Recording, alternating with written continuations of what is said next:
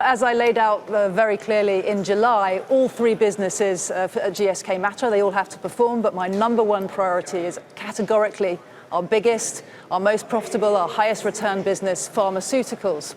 And at the beginning of that means we are very focused on executing the launches that we have in hand right now, and we have some extremely exciting ones. Our new closed triple medicine in chronic obstructive pulmonary disease we're launching right now, the first time a closed triple has come to market. Critically in vaccines, and this is a big launch for GSK, our new shingles vaccine, Shingrix. This is a tremendous opportunity for the company. You know, 1 in 3 of us is going to suffer from this really debilitating disease. So that's you, me, or your cameraman. And we have over 90% efficacy with this vaccine, which is why it's been given a preferential recommendation. And that means it's possibly relevant for up to 100 million Americans. So we want to execute very well against these new launches and also our new dual therapies in HIV. Exciting new launches coming through there too.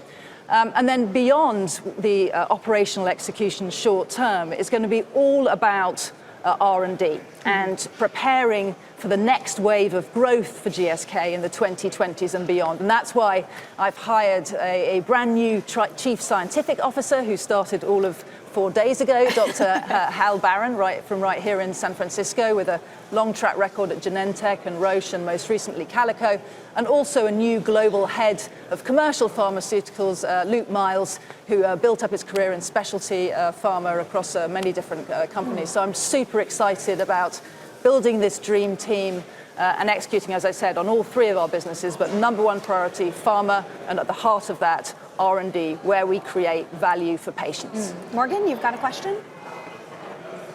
I do have a question, actually. There's a note from Morgan Stanley last month making the case for a dividend cut at GlaxoSmithKlein. Should investors be concerned about the payout?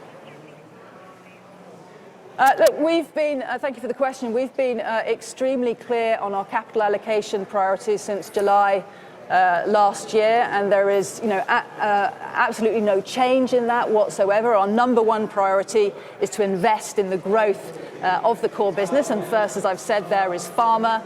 Then potentially, should it come, investing in the consumer PERT and investing in capacity in vaccines. Then comes, after investing in the long-term organic growth, the dividend and returns to shareholders. We know how important this dividend is. We're very focused on rebuilding cash flow cover, and then we will pay that dividend as a function of the cash flow.